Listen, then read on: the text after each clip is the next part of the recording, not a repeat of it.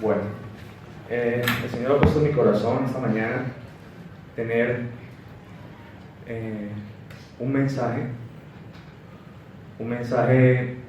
que tiene un tema muy hermoso, que es acerca de la sabiduría de Dios.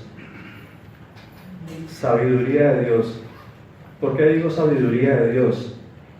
Porque si nosotros nos ponemos a ver, ahí puede haber otra clase de sabiduría, sabiduría terrenal, sabiduría de este mundo, ¿cierto? Dice la palabra de Dios que la carne para nada aprovecha. Esa sabiduría que hay aquí en este mundo y que nos enseña la ciencia, que nos enseña el mundo, esa sabiduría nos enseña es apartarnos siempre del camino. Gracias, mi amor. Nos enseña siempre es apartarnos del camino del Señor. Por lo tanto, el Señor ha puesto en mi corazón para traer este mensaje para que podamos finalmente entender cuál es la verdadera sabiduría. ¿Cuál es la sabiduría que proviene de lo alto, que desciende del cielo? Sabiduría pura, dice el Señor. Amén. Vamos al libro de Proverbios. Vamos a leer Proverbios 2, desde el 1 hasta el 10, para que vamos entendiendo y vamos desmenuzando este mensaje. Vamos mirando a qué se refiere el Señor cuando nos habla a nosotros de sabiduría.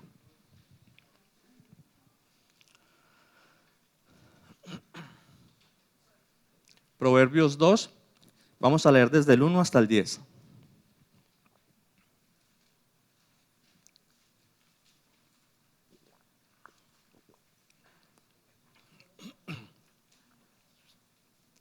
¿Ya lo tenemos todos? Bueno.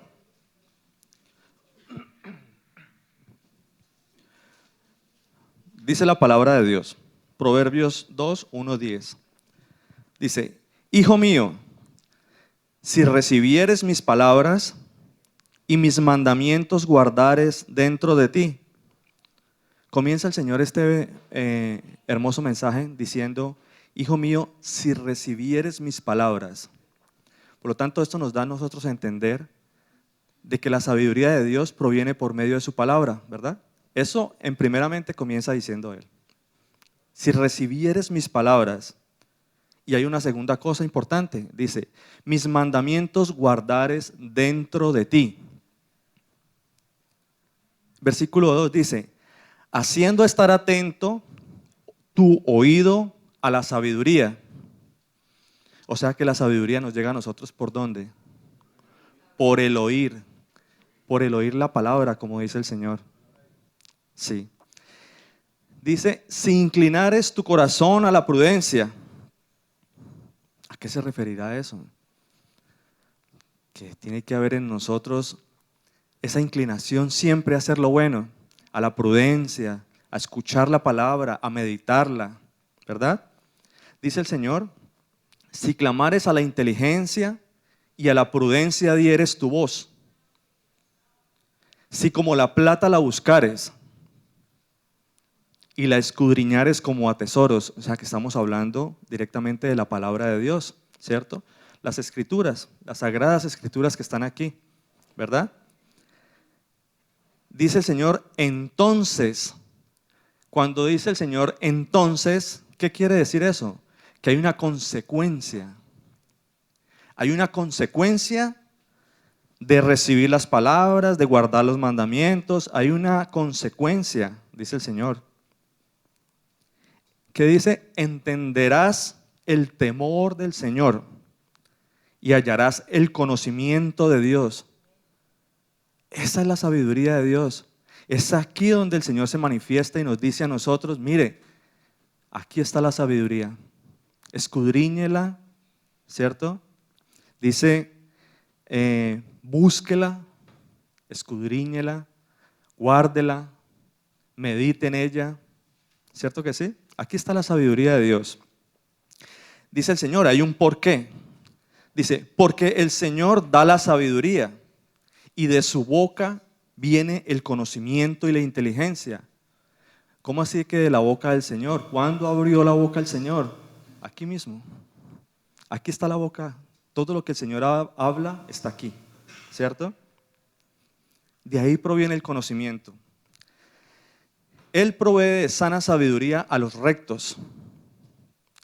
ese escudo a los que caminan rectamente. Ese es nuestro escudo, mis hermanos. Con esto es que nosotros nos defendemos. Esto es lo que nosotros necesitamos para seguir ese camino. Ese es nuestro escudo. Dice el Señor, el que guarda las veredas del juicio y preserva el camino de los santos, lo que les estoy hablando. Entonces, dice el Señor, vuelve y hay otra consecuencia de eso. Entenderás justicia, juicio y equidad y todo buen camino. O sea, el camino recto del Señor. Eso es lo que nos hace entender al Señor por medio de su palabra. Es aquí donde está la sabiduría de Dios.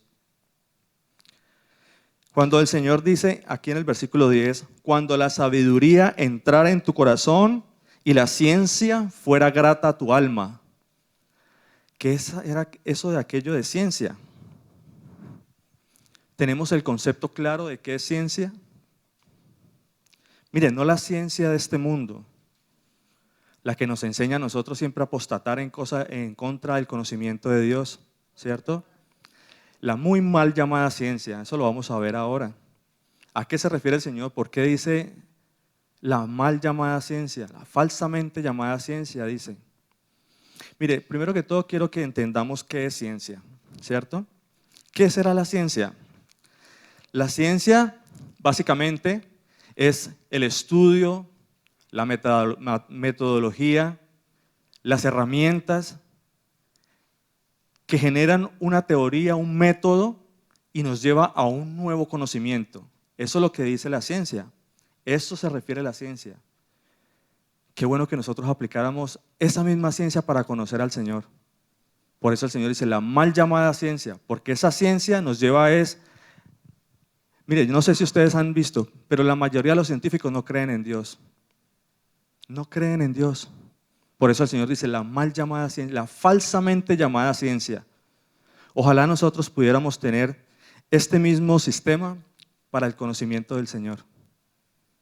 Que pudiésemos... Mira, les voy a describir lo que dice la ciencia. ¿Qué es la ciencia? Dice, es un sistema ordenado de conocimientos que estudia, investiga e interpreta fenómenos, cosas que no tienen explicación.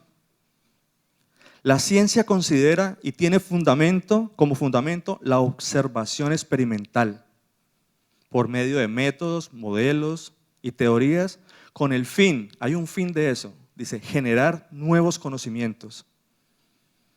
Qué bueno que esa ciencia estuviera en nuestro corazón para generar cuál es el verdadero conocimiento, ¿cierto? Para generar el verdadero conocimiento de quién es Dios, quién es nuestro Señor Jesús, para poderlo conocer a Él. Primera Timoteo 6:20. Hoy les voy a pedir un poquito de paciencia porque vamos a ver mucha escritura. Mire, yo no soy una persona muy elocuente. Las personas que me conocen saben que yo soy muy callado. Pero el que habla por mí es la palabra de Dios. Si el Señor no me parase aquí, créame que no sería capaz de pararme aquí, hablarles a ustedes. Pero el que habla por mí es la palabra. Por lo tanto, hoy vamos a escuchar la palabra de Dios. No tengo más que decirles sino todo lo que está escrito acá. Amén. Bueno, dice Timoteo, 1 Timoteo 6:20.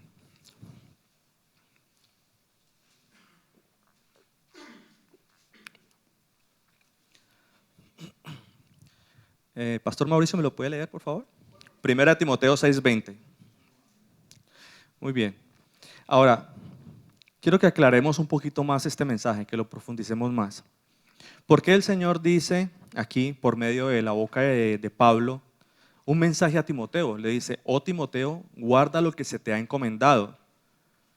Resulta que Timoteo, al principio del libro de Timoteo, Pablo comienza exhortando a Timoteo porque comenzó a desviarse de la fe, comenzó a apostatar en contra de las cosas del Señor, dejándose llevar por fábulas y por falsas doctrinas.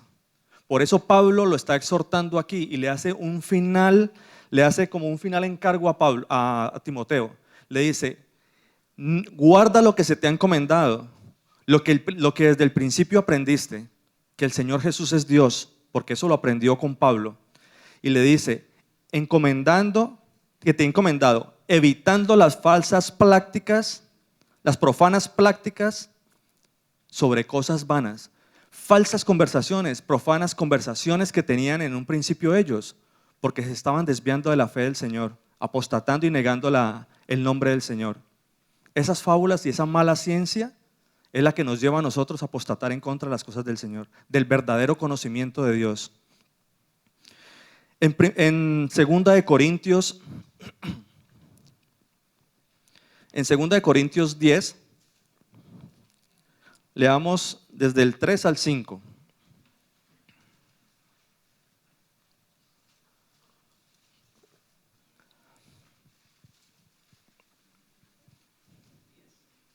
Sí, segunda de Corintios. Segunda de Corintios, vamos al capítulo 10, leamos desde el versículo 3 al 5. Vamos a tratar de analizar un poquito lo que nos dice aquí el apóstol Pablo en la carta a Corintios. Ya lo tenemos todos, ¿verdad? Dice, pues aunque andamos en la carne, no militamos según la carne. O sea que nosotros estamos en este mundo, pero no nos debemos dejar llevar de las cosas de este mundo, ¿cierto? Cuando dice no militamos según la carne, quiere decir que no debemos dejar tener dominio de la carne sobre nosotros. Tenemos que luchar contra eso. Hay muchas cosas en la carne, mire, todo es vanidad de vanidades. Absolutamente todo lo que hay en este mundo nos lleva siempre a apartarnos del Señor, siempre nos tira para allá. Pero nosotros tenemos algo que es el Espíritu Santo de Dios, el cual nos pone siempre donde tenemos que estar, ¿cierto? Él es más fuerte que cualquier otra cosa que haya en el mundo. Por eso nosotros tenemos que luchar siempre para fortalecer el Espíritu, porque Él es el que nos da cómo ganar esa batalla. Mire, dice la palabra de Dios en el versículo 4, porque las armas de nuestra milicia no son carnales. Las armas de nuestra milicia, o sea que nosotros tenemos un arma, ¿verdad? El Señor nos dio un arma como militar esta batalla, esta guerra aquí contra las cosas del mundo y las cosas de la carne. ¿Cuál será esa arma? ¿Qué dice el Señor? Dice que esa arma no es carnal.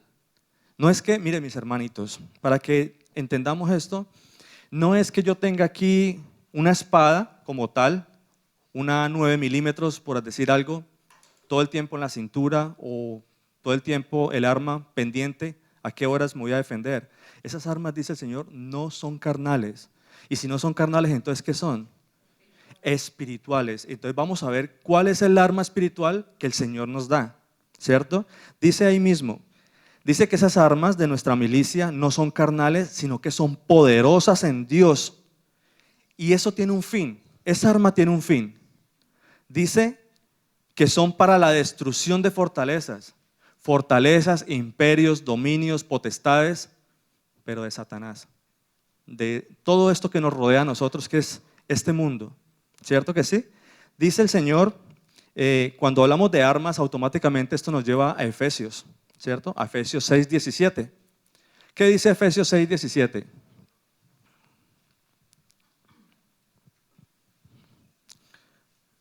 Mi hermana Panchita, ¿usted me lo puede leer, por favor? Efesios 6:17.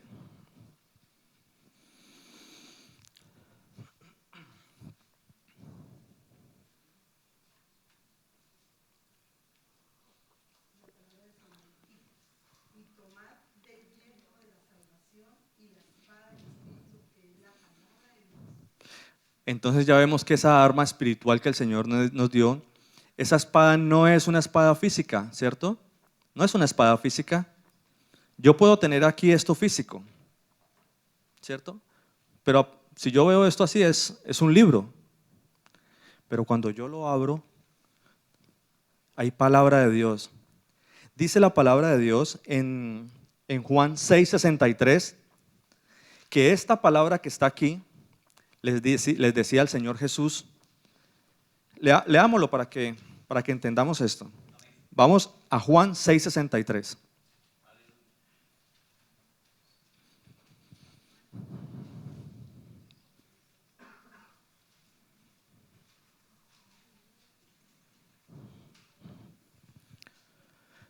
Dice la palabra de Dios, el espíritu es el que da vida, la carne para nada aprovecha. Las palabras que yo os he hablado, ¿qué son?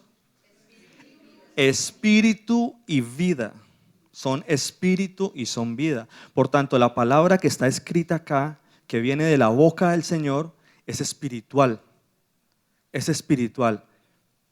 Pero aún así mucha gente la tiene como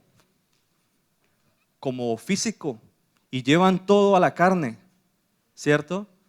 Muchas cosas están escritas aquí que el Señor dice, la palabra de Dios, que es la sombra de lo venidero, ¿cierto? El Señor nos muestra siempre, por algo físico, nos muestra siempre las cosas espirituales, lo que nosotros tenemos que meditar en nuestro corazón, porque es que estas cosas que están aquí escritas son las que nos llevan a nosotros por el camino a Él. Cuando nosotros vayamos a la presencia de Él, porque es que nosotros, la vida en este mundo, mire, la vida no termina aquí, la vida comienza con Él allá. Y eso es lo que a veces nosotros no entendemos, que es que la vida del hombre no es aquí en este mundo, esta vida es pasajera. La vida de nosotros está con Él allá. Y a eso es que nosotros tenemos que luchar, por eso. Y el Señor nos da un arma para luchar contra eso, para que finalmente podamos ir a la presencia de Él, pero podamos ir a la presencia de Él y estar con Él en la eternidad. Porque recuerden que la palabra también dice que todos van a ir a la presencia de Él, ¿cierto? Todos, absolutamente todos, los muertos, los condenados, absolutamente todos vamos a ir a un juicio. Para la gloria de mi Señor, los que escuchan la palabra y temen a Él, van a ir a un juicio de salvación. Y los que no creyeron en Él, ¿qué? Juicio de condenación. Unos para vida eterna, otros para condenación. ¿Cierto que sí? Eso dice la palabra de Dios. Ahora, cuando el Señor nos habla a nosotros de esa palabra, dice el Señor en el versículo 5, estamos leyendo Corintios, 2 Corintios. Sí, Juan 6:63. Ya lo leímos. Ahora sigamos en Corintios, porque estábamos en 2 Corintios 10, desde el 3 en el 5. Ajá.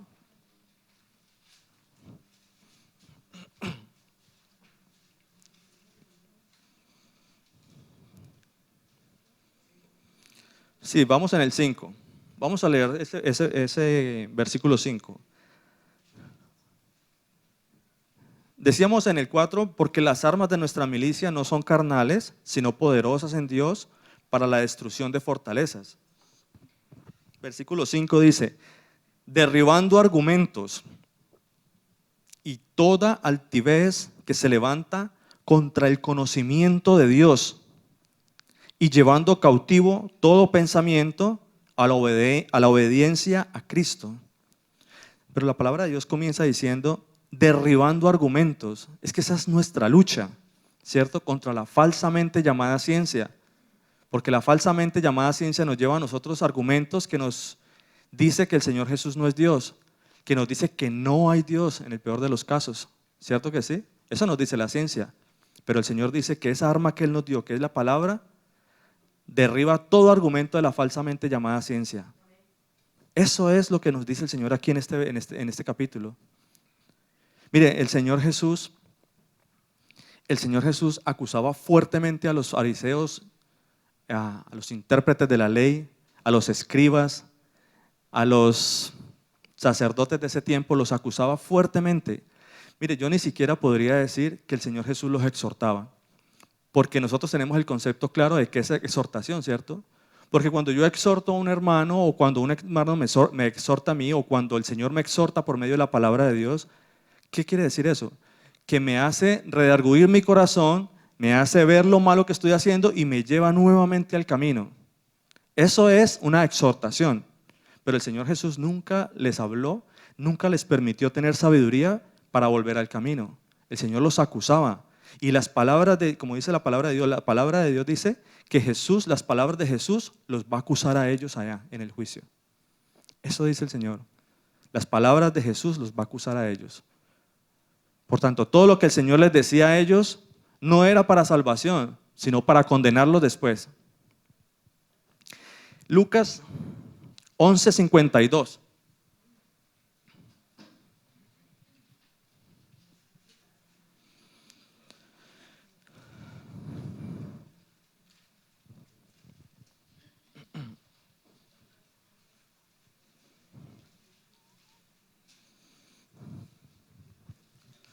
Todos los escribas, fariseos, intérpretes de la ley, escribas, todos ellos tenían el conocimiento de las Sagradas Escrituras, ¿cierto? Todos ellos sabían y se conocían las Escrituras y los profetas y todos se lo tenían ahí en la mente. Ellos eran los intérpretes de la ley. Cuando uno interpreta la ley es porque la sabe de memoria, porque usted no puede interpretar algo que no sabe, ¿cierto? Por lo tanto, ellos tenían el conocimiento. Ahora, mire lo que dice el Señor de ellos. Lucas 11:52. Ay de vosotros, intérpretes de la ley. Yo cada vez que o cada vez que leo en la palabra de Dios ese ay, me acuerdo del pastor Luis Eduardo diciéndole que ese ay es fuete, que ese ay es un ay, una yayay, que ese ay no es de aiga, no es de haya. Ese ay es de dolor.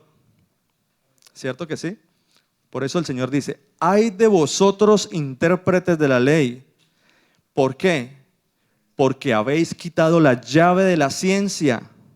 Habéis quitado la llave de la ciencia. ¿Cuál es la llave de la ciencia? La palabra de Dios.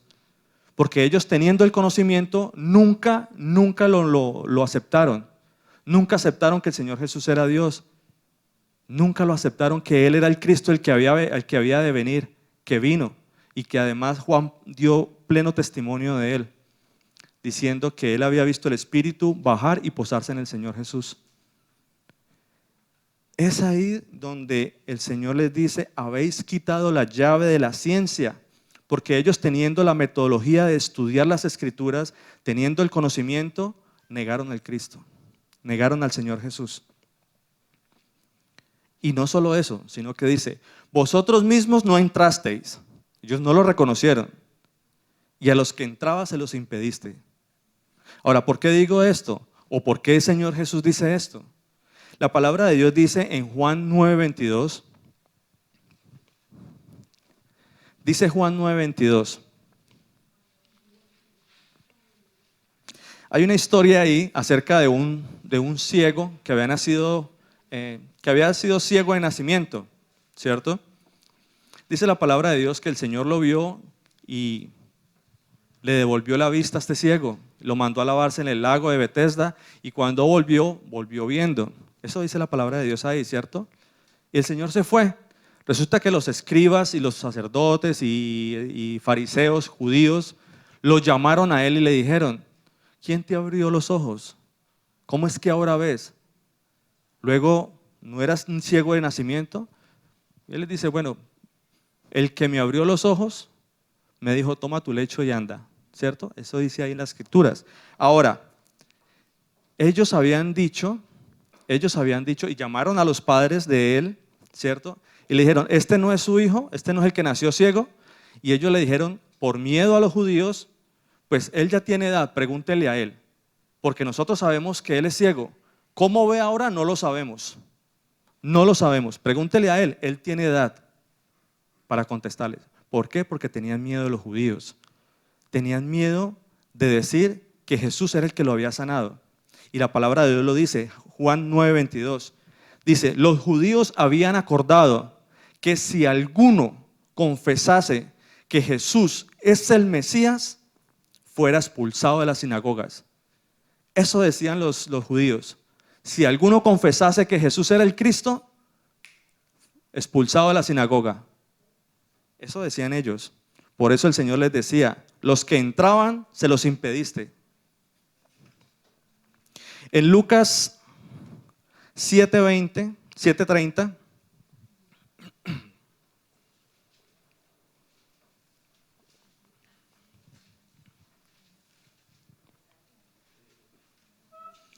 Lucas 7:30 dice, mas los fariseos y los intérpretes de la ley desecharon los designios de Dios respecto de sí mismos. Dice, no siendo bautizados por Juan. No siendo bautizados por Juan. ¿Por qué les digo eso? ¿Por qué dice el Señor eso? Recuerden que, ¿cuál es el verdadero bautismo de nosotros? El verdadero bautismo es el del Espíritu. El que nos inmerge, el que nos sumerge a nosotros en la palabra, en el conocimiento, en esa verdad absoluta de lo que vio Juan, que vio abrirse los cielos y descender el Espíritu sobre el Señor. Es ahí donde se dio testimonio de que el Cristo vino. Es ahí donde se dio testimonio de que la promesa que él había dado por medio del profeta se cumplió. Y Juan dio testimonio. Ese es el bautismo de Juan.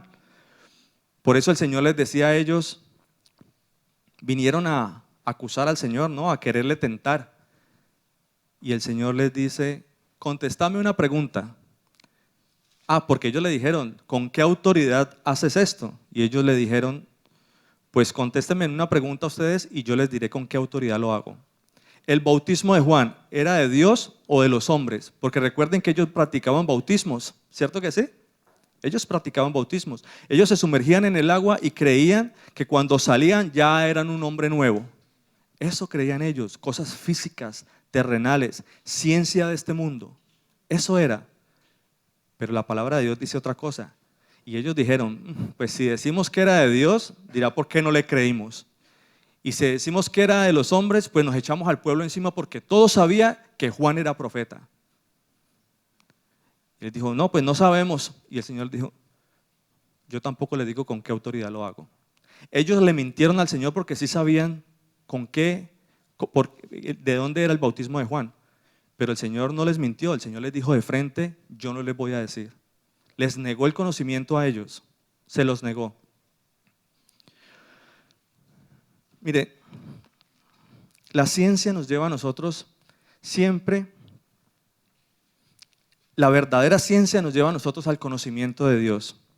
Nos enseña la sabiduría de Dios, porque la sabiduría de Dios es el temor de Dios. El principio de la sabiduría es el temor de Dios, ¿cierto?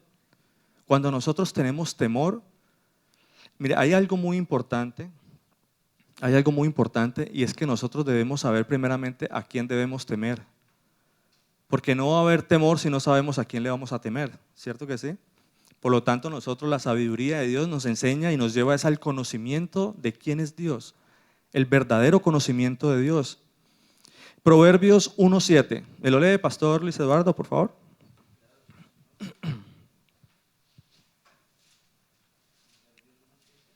Sí, Proverbios 1:7.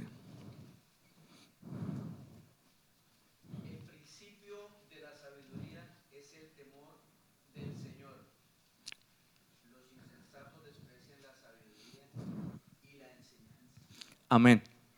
El principio de la sabiduría es el temor a Dios, temor de Dios. Es por eso que nosotros debemos saber a quién debemos temer, ¿cierto? O mejor, la sabiduría nos enseña a quién debemos temer. ¿A quién? En el Salmo 128:1 dice, bienaventurado todo el que teme al Señor, que anda sus caminos. Salmo 128:1. Bienaventurado todo aquel que teme al Señor, que anda sus caminos. Mire, vamos un momentico a Eclesiastés. Busquemos Eclesiastés ahí. Vamos al versículo 8. Desde el capítulo 12. Vamos a leer un momentico qué dice ahí.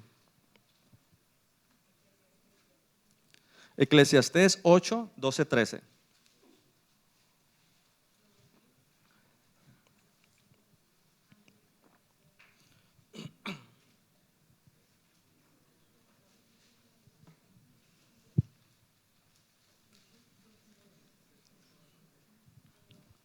El Señor nos enseña que debemos tener temor de Dios, porque es lo único que va a llevar a nosotros al conocimiento para vida eterna. ¿Qué dice el Señor ahí en Eclesiastés 8, 12, 13?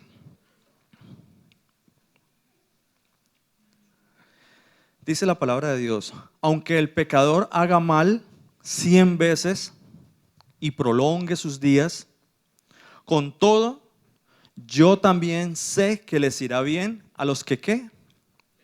A los que a Dios temen. A los que a Dios temen. Los que temen ante su presencia. Dice, y que no le irá bien al impío, ni le serán prolongados los días, que son como sombra, porque no teme delante de la presencia de Dios. ¿Por qué será que el Señor dice, mire, cuando el pecador Dice, aunque el pecador haga mal 100 veces y prolongue sus días, con todo sé que le irá bien a los que temen a Dios. Porque mire, mi hermano, nosotros todos hemos nacido en pecado. Todos hemos sido pecadores, ¿cierto? Por la gracia de Dios el Señor nos ha justificado. Nosotros en la carne somos pecadores, pero el Señor nos ha dado algo a nosotros que es la justificación en Él. Sin esa justificación, sin no haber creído en el Señor Jesús, nosotros no podemos ir a la presencia de Él. Por cuanto todos pecaron y están destituidos de la gloria de Dios, ¿cierto? Habiendo sido justificados gratuitamente en Cristo Jesús, ¿cierto? Entonces, mire, yo les digo una cosa, no importa o lo importante o lo relevante de este versículo que nos está enseñando el Señor, no es como usted comenzó la carrera, porque pecadores hemos sido todos y hemos hecho cosas muy malas. Hemos estado en caminos deshonestos, hemos estado en caminos que no nos llevan a la salvación. Pero el Señor por su gracia y su misericordia nos da algo. Nos da su gracia, nos da su salvación, nos da su justificación. Todos hemos sido pecadores. No importa cómo usted comience su carrera, sino cómo la termine. Cómo la termine. Porque esto es una carrera. El apóstol Pablo decía, he corrido la carrera de la fe y mi galardón está allá con el Señor. Eso decía Pablo. Ahora, ahí más atrasito en Eclesiastés 7:8, les digo esto porque esto es totalmente bíblico, mis hermanos. No importa cómo comencemos la carrera, sino cómo la terminemos.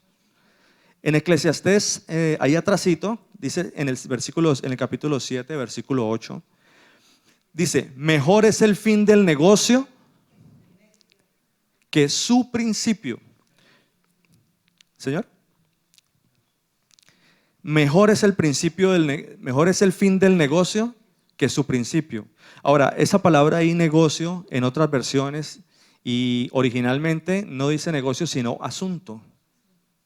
Para que tengamos claridad en eso también, porque ese negocio nos habla a nosotros como si fuese algo muy, muy terrenal, ¿cierto? Muy, muy de negocios. Nosotros nos imaginamos negocio, inmediatamente los business, plata, algo lucrativo, sí. Pero eso no es eso, mi hermano. La palabra que se usó claramente ahí fue asunto. Asunto. Entonces, mejor es el fin del asunto que su principio. En Eclesiastés también ahí mismo, en el capítulo 6, versículo 3, 3:6. Sí, en Eclesiastés 6, 6:3.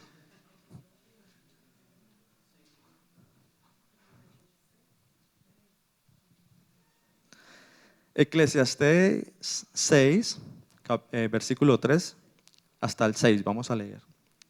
Dice la palabra de Dios. Aunque el hombre engendre 100 hijos y viviere muchos años y los días de su edad fueran numerosos, dice algo aquí importante y prestémosle harta atención. Si su alma no se sació del bien, quiere decir que si su alma nunca conoció el Evangelio, si su alma nunca le esclareció la luz del Señor en su rostro, que si usted nunca fue lavado por la palabra de Dios, que si usted, mi hermano y mi hermana, no cree en el Señor Jesús, que eso es lo que dice ahí, nunca se sació del bien, dice, y también careció de sepultura, quiere decir que usted no fue a la muerte, ¿cierto?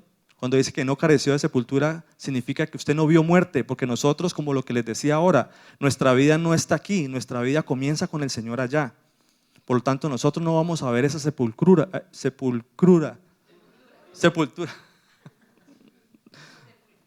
Sí, ok.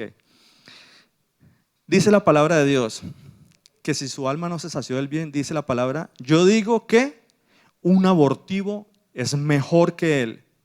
¿Cómo así que un abortivo? ¿De qué está hablando aquí la palabra de Dios? Quiere decir, mi hermano y mi hermana, que es mejor que usted no haya nacido. Que es mejor que usted no haya venido a este mundo. Quiere decir que es mejor que usted haya muerto antes de nacer. Si su alma no se sació del bien. Si su alma nunca conoció quién es Dios. Si su alma nunca conoció quién es el Señor Jesús. Si su alma nunca conoció para dónde va. Eso dice el Señor. Es mejor que usted no haya nacido. Eso nos lo da a través de la palabra, lo que hemos venido hablando. Dice la palabra de Dios también. Y este en vano viene. ¿Quién es este? ¿Quién es este que estamos hablando acá? El abortivo, el que nunca nació, el que no vino a este mundo. Dice, este en vano viene, perdón, el que no se sació del bien. Este en vano viene y a las tinieblas va. Y con tinieblas su nombre es cubierto. Dice, además no ha visto la luz del sol ni la ha conocido. Lo que estamos hablando. Nunca le esclareció la luz del Señor en su rostro. Nunca hubo luz porque el Señor es el Dios de luz. Nuestro Señor Jesús es la luz. Dice, más reposo tiene este que aquel. Más reposo tiene, ¿cuál este? El abortivo. Que aquel que nunca se sació del bien. Dice, porque si aquel que viviere 1000 años 2 veces, o sea que si nace y vuelve a nacer, en otras palabras, sin gustar el bien, ¿no van todos al mismo lugar? ¿Cuál lugar será ese? Allá abajo. El lago de fuego. Ese es. ¿No van todos al mismo lugar, dice? ¿Qué dice Mateo? Leamos un momentico, vamos a Lucas 12.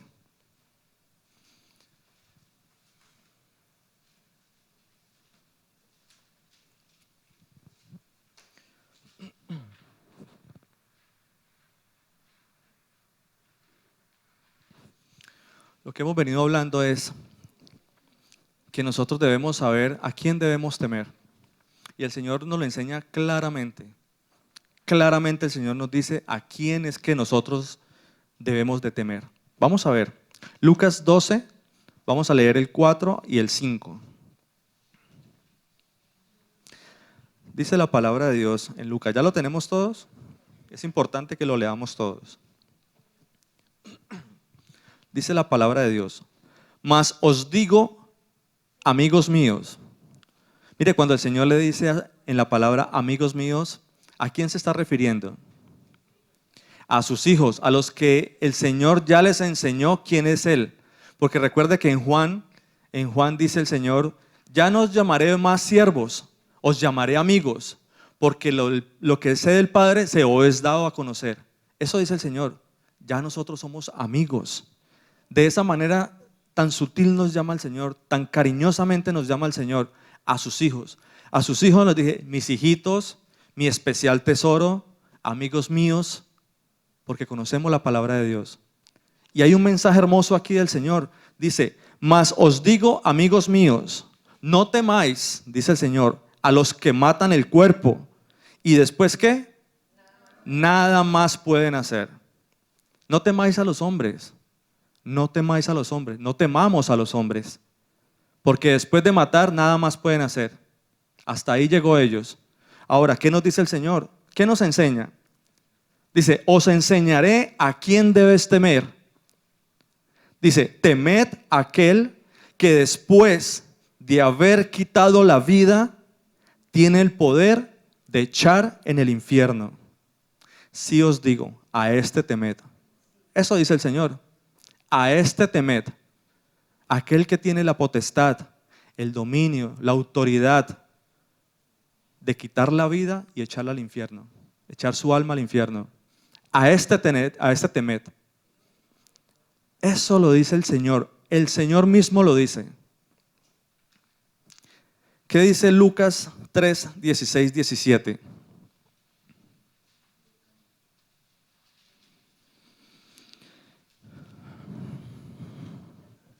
Lucas 3, 16, 17.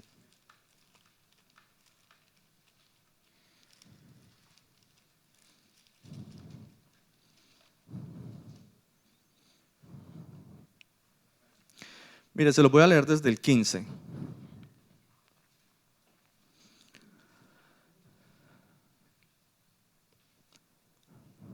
Dice la palabra de Dios. Como el pueblo estaba en expectativa y preguntándose en todos en sus corazones si acaso Juan sería el Cristo. ¿Sí? Había una inquietud ahí, había una pregunta, todos estaban inquietos a ver si Juan era el Cristo, ¿cierto?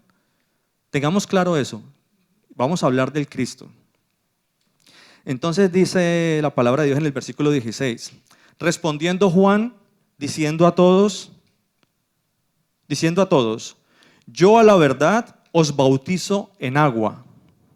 Ya sabemos cuál es el bautismo de Juan, ¿cierto? Que la palabra de Dios, que el agua, que es la palabra de Dios, es la que nos lava a nosotros. Dice, pero vino uno más poderoso que yo. Viene uno más poderoso que yo, de quien yo no soy digno de desatar la correa de su calzado. Él os bautizará en Espíritu Santo y fuego. Espíritu Santo y fuego. Recuerden que la palabra de Dios también dice en Juan, que estaba Juan ahí con dos de sus discípulos y llegó y pasó Jesús, ¿cierto? Y cuando lo vio Juan, dijo, he aquí el Hijo de Dios, he aquí el Cristo. De este es el que yo les hablaba, dijo Juan. ¿Y qué hicieron sus dos discípulos que estaban con él? Automáticamente se fueron y lo dejaron y siguieron a Jesús. Eso era lo que estaba hablando Juan. Por eso Juan dice aquí, viene uno más poderoso que yo. O sea que era el Señor Jesús. Tenemos claramente que es el Señor Jesús, ¿cierto? Y dice la palabra de Dios que Él los bautizará en Espíritu Santo y fuego. O sea que así como hay un bautismo en el Espíritu Santo, ¿también hay un bautismo en fuego? ¿No hay un bautismo en fuego? Pues yo sí les digo que sí hay un bautismo en fuego. ¿Qué significa el bautismo? El bautismo en fuego significa inmersión. Por lo tanto, el día de la condenación, aquellos que no creyeron en el Señor Jesús van a ser bautizados en fuego. Y les voy a explicar eso. Dice la palabra de Dios en Juan 17. Perdón, ahí en Lucas 17. Sigamos la lectura. Sí. Dice la palabra de Dios, su aventador está en su mano. Ahí mismo dice, su aventador está en su mano. Perdón, ¿ya lo tenemos todo? ¿Estamos siguiendo la lectura? Sí, bueno, gloria a Dios. Bueno, sigo la lectura, dice, su aventador está en su mano y limpiará su era y recogerá el trigo en su granero y quemará la paja en fuego que nunca se apagará. Expliquemos un poquito eso. Porque la palabra de Dios dice que Él tiene su aventador en su mano. ¿Todos sabemos qué es el aventador?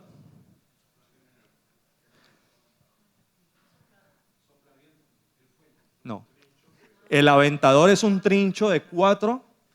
El aventador es un trincho que viene de 4 dedos, en otras ocasiones viene de 3, ¿cierto? Dice la palabra de Dios que ese aventador, ese trincho está en su mano. Pero ¿qué nos ha vendido a nosotros la ciencia de este mundo? ¿Qué nos ha vendido a nosotros la tradición? Nos vende a nosotros a un Satanás con cola y con cachos y con cola, ¿cierto? Y con un aventador en el brazo. O sea que el dominio de Satanás es el dominio del Señor no llega al infierno. La soberanía de Dios no está allá. ¿Quién es Satanás? ¿Es que acaso Satanás es el manager de abajo? Sí, por decirlo de alguna manera, él es el que manda allá. Pues yo les voy a decir algo, mis hermanos, porque el mismo Satanás va a ser también bautizado en fuego. Él también va a ser destruido. Él también lo van a echar al lago de fuego. O sea que la soberanía de Dios, ¿dónde está? Dice la palabra de Dios en Filipenses, la soberanía de Dios dice, en el nombre de Jesús se le dobla toda rodilla de los que están en el cielo, de los que están en la tierra y de los que están abajo. Por lo tanto, la soberanía de Dios está también abajo. Él es el que manda, Él es el que echa en el lago de fuego. Va a haber un bautismo de fuego para los que no creen en el Señor. Dice Apocalipsis 20, vamos a ver qué dice Apocalipsis 20.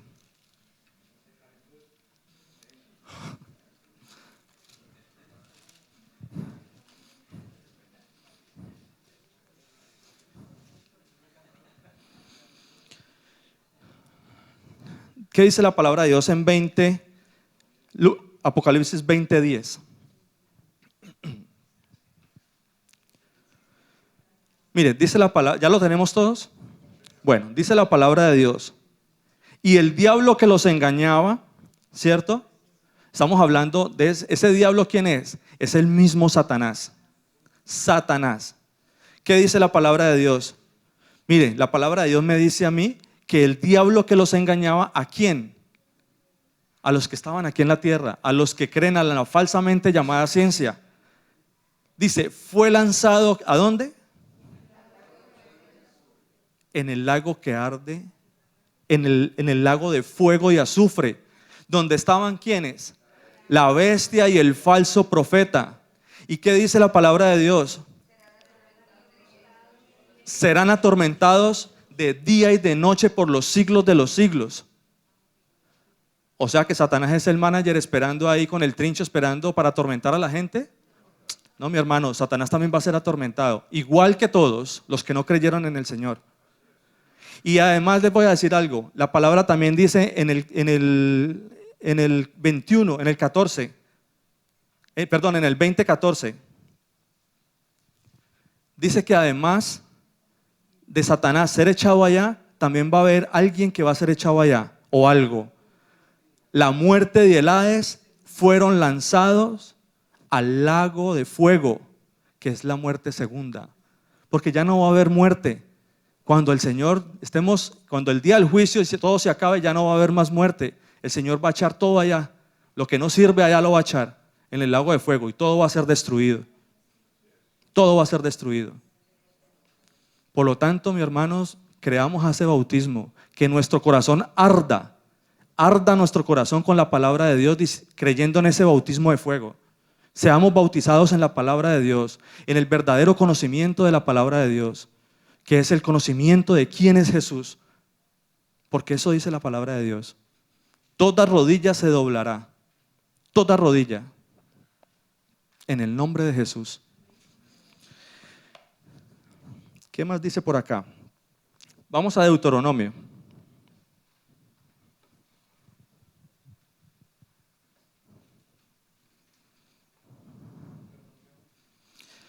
Deuteronomio 10, 12, 13.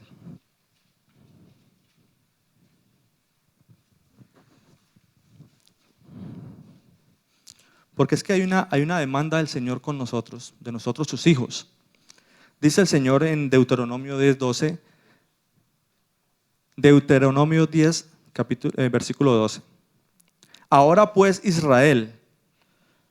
¿Quién es ese Israel? Nosotros, ¿cierto?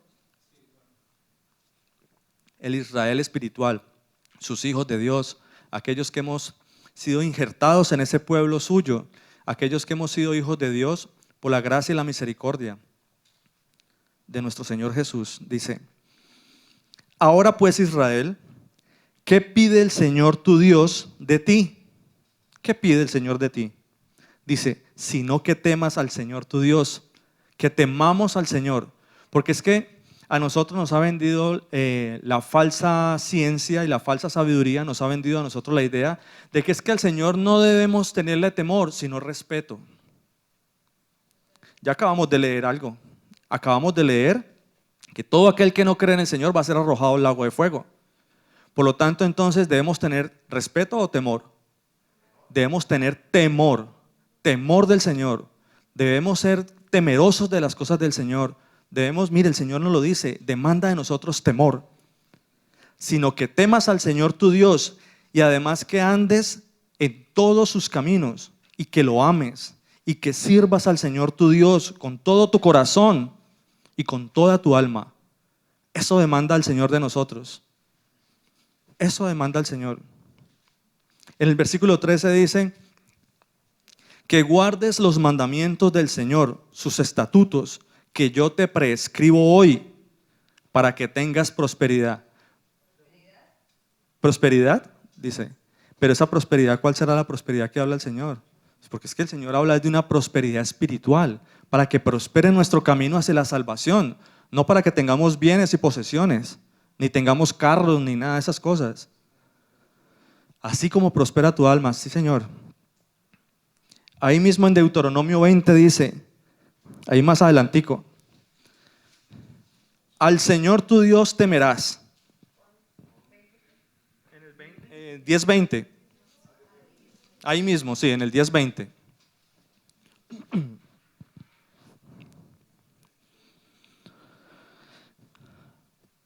Al Señor tu Dios temerás y a Él solo servirás.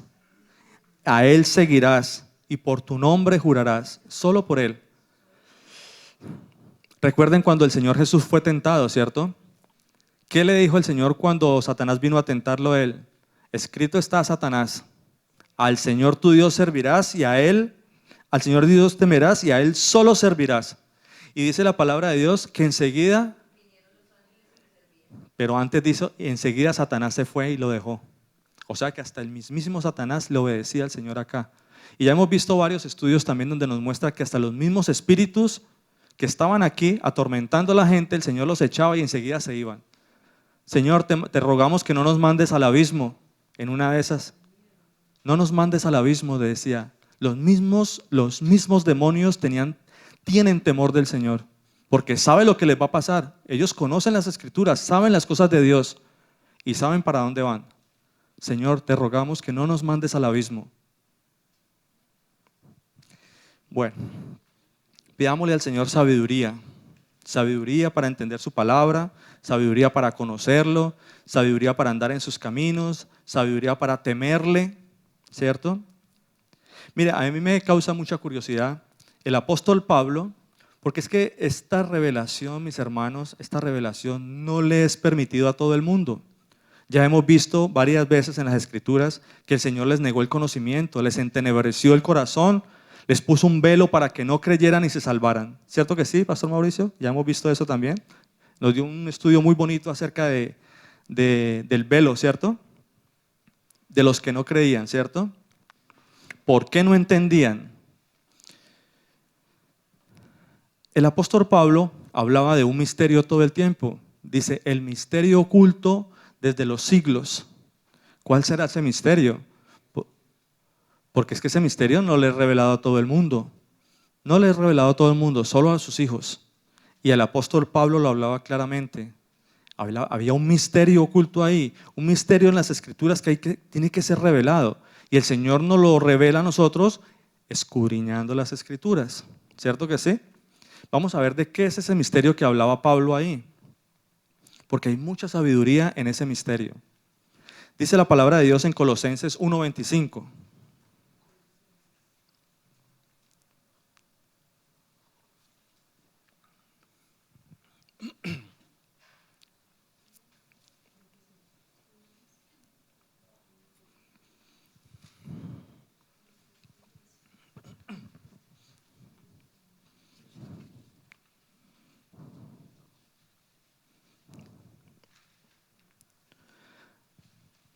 Dice la palabra de Dios en Colosenses 1:25-29. Desde el versículo 25 dice, de la cual fui hecho ministro, según la administración de Dios, o sea, según la gracia de Dios, ¿cierto? Dice, que me fue dada para con vosotros, para que anuncie cumplidamente la palabra de Dios. En el versículo 26 dice, la palabra de Dios, el misterio que había estado oculto desde los siglos y las edades, es decir, desde los tiempos y las generaciones. Ha estado ahí por tiempo y generación. Muchas generaciones ha pasado, mucho tiempo ha pasado, pero ese misterio está oculto ahí. Estuvo oculto, dice el Señor, pero que ahora, ¿sí? Pero que ahora ha sido manifiesto a sus santos. ¿Cuándo se manifestó ese misterio entonces? Cuando el Señor Jesús vino aquí. En el versículo 27 dice, a quienes Dios quiso dar a conocer las riquezas de la gloria de este misterio entre los gentiles. ¿Qué es qué? Amén. La esperanza de gloria. Ese es el misterio que hay ahí oculto. Y que ese misterio no le es revelado a todo el mundo, solo a sus hijos. Para la espera, que Él es la esperanza de gloria. Porque nosotros, hablando de la gloria, nosotros tenemos que ser transformados en gloria para ir a la presencia de Él. De lo contrario, nosotros manchados de pecado no vamos a ir. Es lo que les hablaba ahora. La única manera en que nosotros vamos a ir es siendo justificados en el Señor Jesús. Él es el único que nos lava a nosotros y nos lleva a la presencia de Él. Vamos a ver la gloria de Él, amén.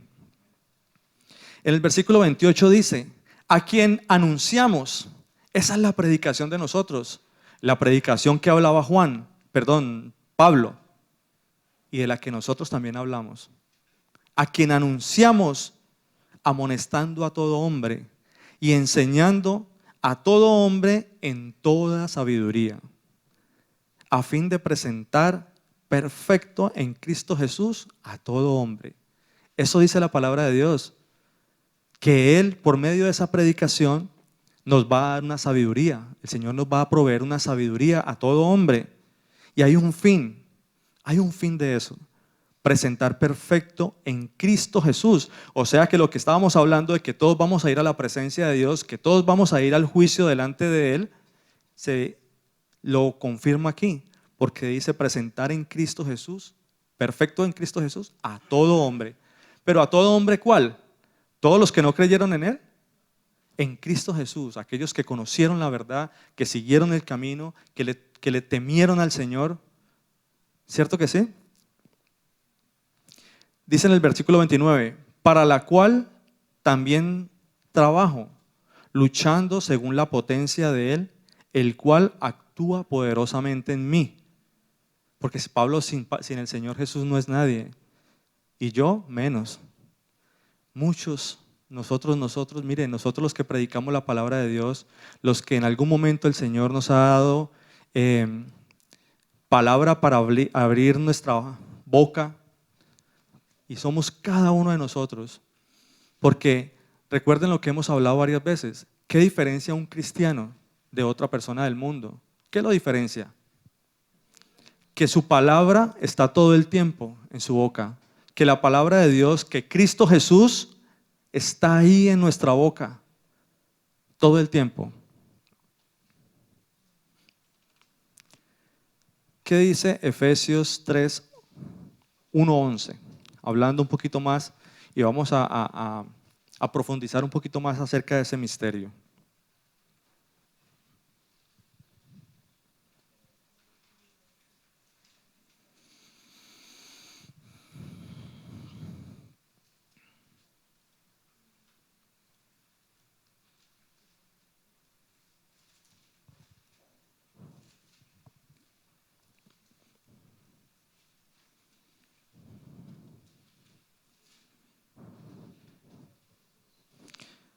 Efesios 3, 1-11.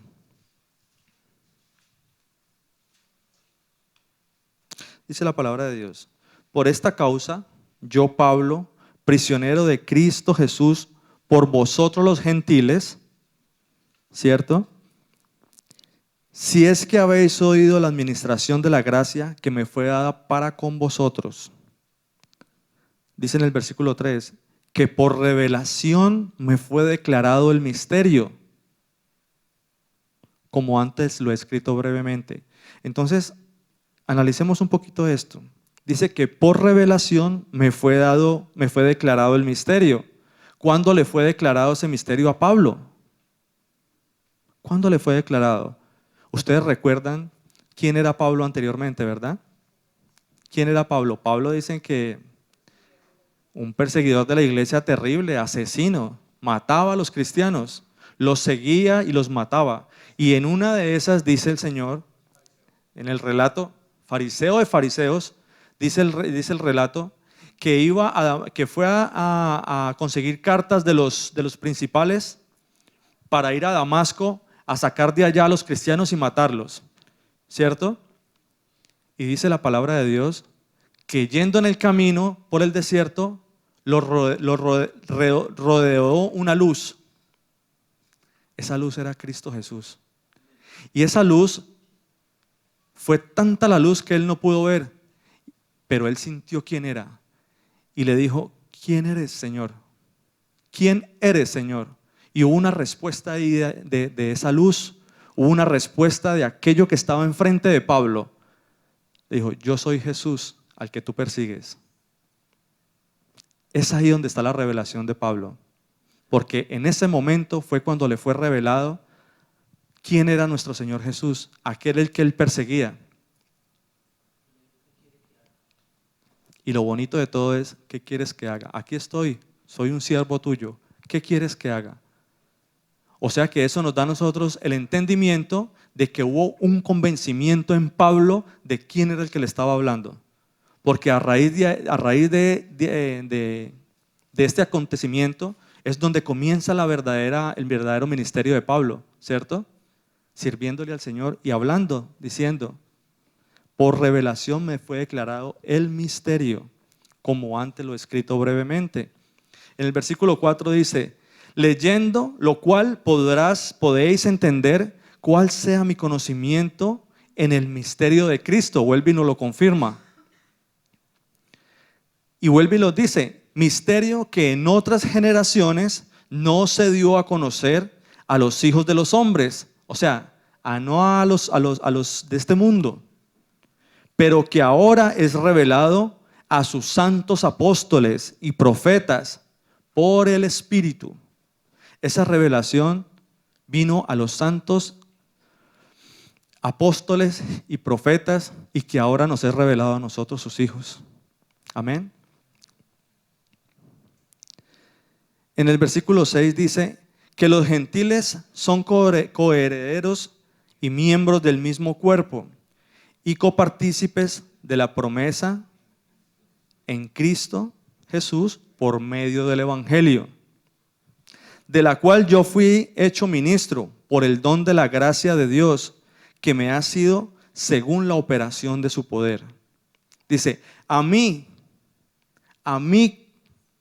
que soy menos que el más pequeño de todos los santos. Mire en qué categoría estaba Pablo con él mismo. Él decía que él era insignificante. De todos los santos, de todos los hijos de Dios, él era el más insignificante. Y ustedes saben cuán grande fue Pablo y cuánto fue usado Pablo por el Señor, ¿verdad? Dice, pequeño de todos los santos, me fue dada esta gracia de anunciar entre los gentiles el evangelio de las inescrutables riquezas de Cristo y aclarar a todos cuál sea la dispensación del misterio escondido desde los siglos en Dios que creó todas las cosas.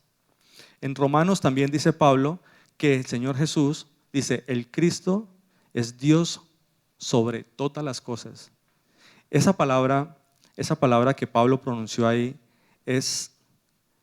yo creo que es lo más claro que nosotros podemos tener de cuál es ese tal misterio que habla él, de que Cristo Jesús es Dios sobre todas las cosas. Amén.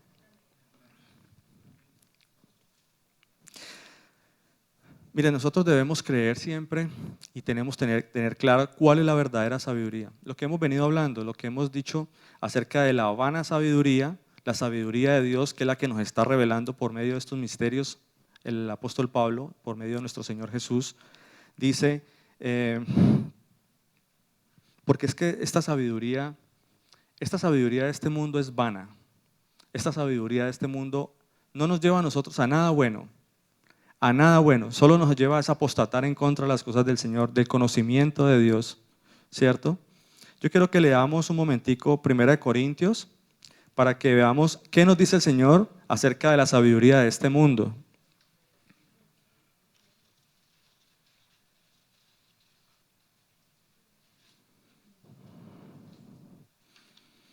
Primera Corintios 2, 6, 8.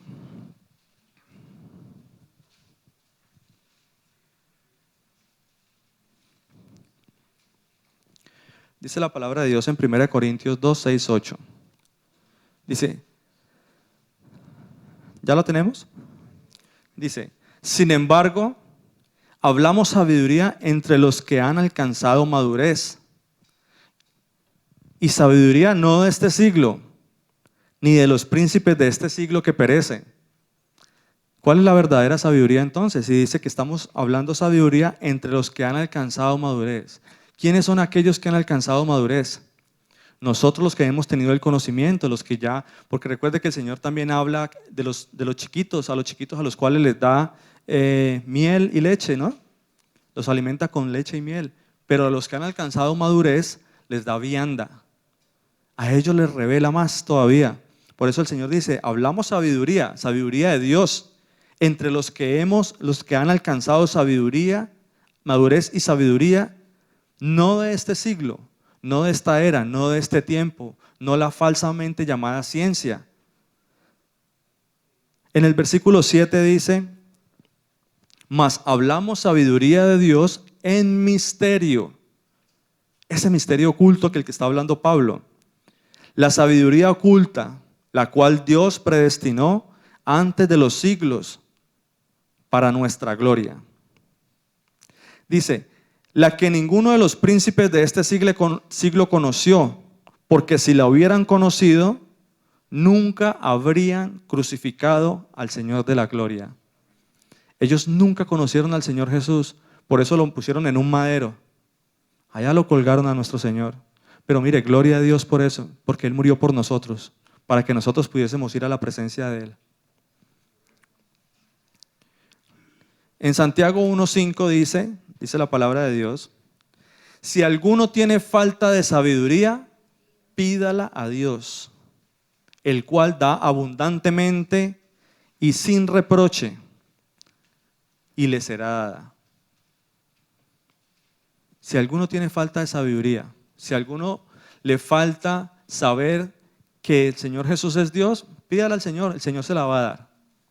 Que arda en su corazón tener ese conocimiento. ¿Quién es Dios?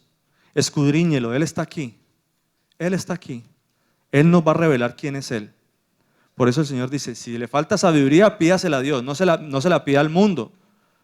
No vaya a la ciencia, a la falsamente llamada ciencia, que es la que la lleva usted al conocimiento, al mal llamado conocimiento. Apartarse del camino del Señor, apostatar en contra del Señor Jesús. Esa es la falsa sabiduría, la falsamente llamada ciencia.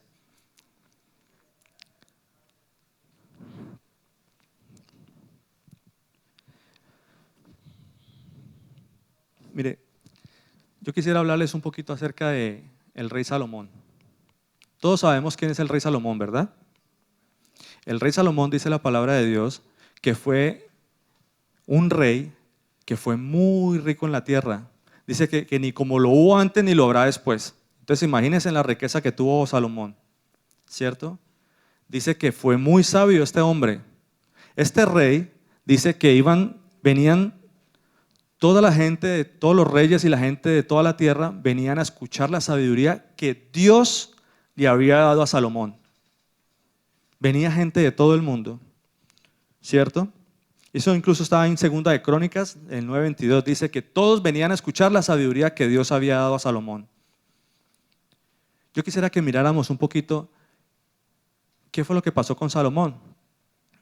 Recuerden que Salomón era hijo del rey David, ¿cierto? Todos sabemos eso. También fue hijo de Betsabé, ¿cierto? ¿Se recuerdan quién fue Betsabé, cierto? Fue el segundo hijo de Betsabé y David. Después de que murió el que el Señor dio por castigo, porque recuerden que después de que él le nace el hijo con Betsabé, todos sabemos la historia de Betsabé, ¿cierto? Bueno. Dice la palabra de Dios que murió, su hijo murió, él se arrodilló, David se arrodilló, oró, estuvo en ayuno, pero finalmente entendió la voluntad de Dios. Y después le nació un hijo.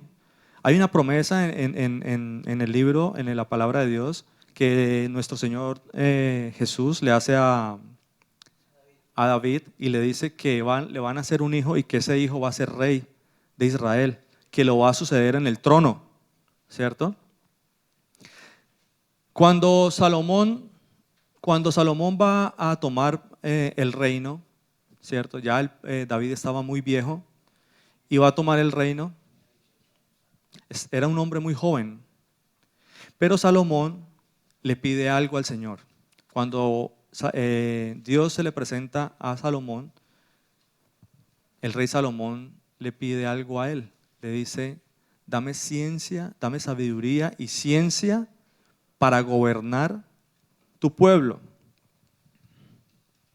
Vamos a Segunda de Crónicas, vamos a leer esa parte.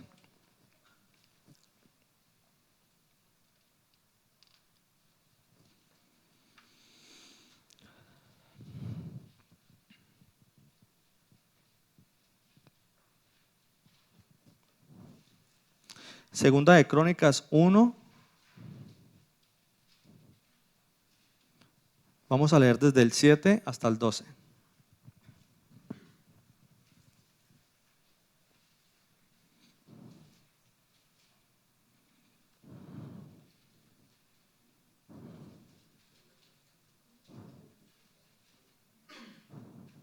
¿Ya lo tenemos todos? Bueno, dice la palabra de Dios. Y aquella noche apareció Dios a Salomón. Se le apareció nuestro Señor a Salomón. Y le dijo, pídeme lo que quieras, que yo te dé. Y Salomón dijo a Dios, tú has tenido con David, mi padre, gran misericordia. Y a mí me has puesto por rey en lugar suyo. Versículo 9 dice, confírmese pues ahora, oh Señor Dios, tu palabra dada a David, mi padre, porque tú me has puesto por rey sobre un pueblo numeroso como el polvo de la tierra. Dice en el versículo 10, prestemos harta atención, dice, dame ahora sabiduría y ciencia para presentarme delante de este pueblo, porque ¿quién podrá gobernar este pueblo tan grande? Y dijo Dios a Salomón, versículo 11, por cuanto hubo esto en tu corazón y no pediste riquezas, bienes o gloria, ni la vida de los que te quieren mal, ni pediste muchos años, sino que has pedido para ti sabiduría y ciencia para gobernar a mi pueblo, sobre el cual yo te he puesto por rey. Versículo 12, sabiduría y ciencia te son dadas. El Señor le dio sabiduría y ciencia a Salomón y yo quiero que entendamos algo acá. Prestemos atención. Y dice, y también te daré riquezas, bienes y gloria como nunca tuvieron los reyes que han sido antes de ti, ni tendrán los que vengan después de ti. El Señor le dio sabiduría y ciencia a Salomón, pero además le añadió algo que él no había pedido. ¿Qué le añadió el Señor a Salomón que no había pedido? Riquezas y gloria. Riqueza, bienes y gloria. O sea que Salomón le pidió al Señor ciencia y sabiduría y el Señor le añadió algo que finalmente lo iba a hacer a él afligir de espíritu para que finalmente conociera quién era Dios. Porque si tenía ciencia y sabiduría nunca iba a necesitar a Dios. Se iba a gloriar, ¿cierto? Se iba a perder este hombre. Pero el Señor añadió algo que él no pidió. Salomón no pidió eso, pero el Señor se lo dio. Porque por medio de estas cosas fue que Salomón finalmente conoce al Señor. ¿Por qué? Porque Salomón, teniendo toda la gloria, todos los bienes que tenía, toda la riqueza, comenzó a conseguir mujeres. Dice la palabra de Dios que tuvo 1000 mujeres, 700 mujeres reinas y 300 concubinas. Y las mujeres extranjeras que estuvieron con él, lo llevaron a él a arrodillarse a otros dioses. Porque le hizo altares en los montes y todo eso. Y allá fue también a postrarse Salomón delante de esos dioses. Uno de esos dioses era el tal Astoret, diosa de los sidonios. No sé si ustedes lo han escuchado. Milcom, diosa de no sé qué, a los ambonitas. Y de las mujeres que él tomó, habían mujeres amonitas, moabitas y además la hija del faraón. La hija del faraón egipcio. Y todos sabemos qué representa Egipto, ¿verdad? Egipto representa el mundo. Dice la palabra de Dios que Egipto tenía un Dios para cada cosa. Para cada cosa tenía un Dios. Tenía un Dios para la cosecha, tenía un Dios para el amor, tenía un Dios y había un Dios para ellos que era el Dios Sol, el Dios Ra, que era el Dios de todos los dioses de ellos. Imagínense cuántos dioses tenía ellos. Esos moabitas y esos amonitas, ellos vienen de la descendencia de las hijas de Lot, de la descendencia que las hijas, recuerden que Lot cuando salió de allá, las hijas lo emborracharon y tuvieron descendencia con él. Imagínense, y de ahí para allá usted puede leer lo que son los amonitas y los moabitas, de lo peorcito que ha parido la tierra. Eso ha sido terrible, terrible esa generación. Pero el Señor llevó a Salomón allá, porque Él le añadió riqueza y gloria y bienes a Salomón. Y lo llevó a él a arrodillarse a esos dioses, a hacer altares a esos dioses. ¿Será que algo se salió de la soberanía del Señor? No, para nada. El Señor se lo dio a él. Salomón no lo pidió, pero el Señor se lo añadió. Finalmente Salomón, después de entender todas esas cosas y de haberse vuelto de su camino, de su mal camino, de haber entendido que sin el Señor nada podía hacer, que sin Él nada era, porque le pasó lo mismo que a Nabucodonosor, que se paró un día y vio todo el reino y dijo, todo lo que yo he hecho. Y el Señor finalmente lo llevó, le quitó el reino y lo puso prácticamente a comer hierba como las bestias. Nadie lo respetaba en su reino, era un don nadie, pero finalmente él entiende en su corazón que sin Dios nada podía hacer. Y Nabucodonosor se levantó, dio la gloria a Dios, y después de que dio la gloria a Dios y entendió quién era Dios, el Señor le devolvió toda la gloria y el reino a Nabucodonosor. Lo mismo pasó con David. Con David también, porque David, el Señor le puso delante a Betsabé para que se arrodillara y entendiera que sin el Señor nada era. Porque se arrodilló y le pidió al Señor y finalmente entendió que era la soberanía de Dios y que era la voluntad de Dios siempre en su vida. Y lo mismo pasó con Salomón. Se arrodilló a otros altares, pero finalmente reconoce que el Señor es nuestro Dios, que sin Él nada podemos hacer, que la vida de nosotros comienza con el Señor. Y termina escribiendo estas cosas. Salomón después de esto termina escribiendo Eclesiastés, termina escribiendo Proverbios. Usted puede leer Proverbios, todo habla de la sabiduría de Dios, todo. Finalmente él entiende, por medio de toda su experiencia, quién era Dios, cuál era la verdadera sabiduría. Porque es que no era la sabiduría de este mundo, sino la sabiduría de Dios, la que entendió Salomón en algún momento. Mire, leamos Eclesiastés 1:12.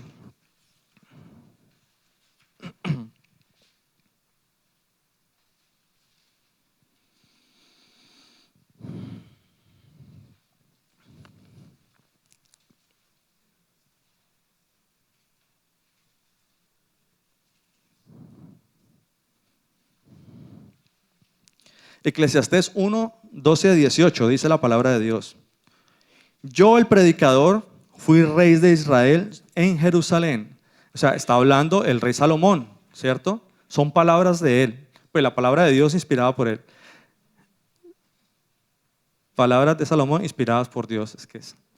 Dice, y di mi corazón a inquirir y a buscar sabiduría con todo lo que se hace debajo del sol. Quiere decir que inquirió a buscar la sabiduría en esta tierra, sabiduría mundana, sabiduría de este siglo, de lo que llama, porque dice debajo del cielo, o sea, en esta tierra.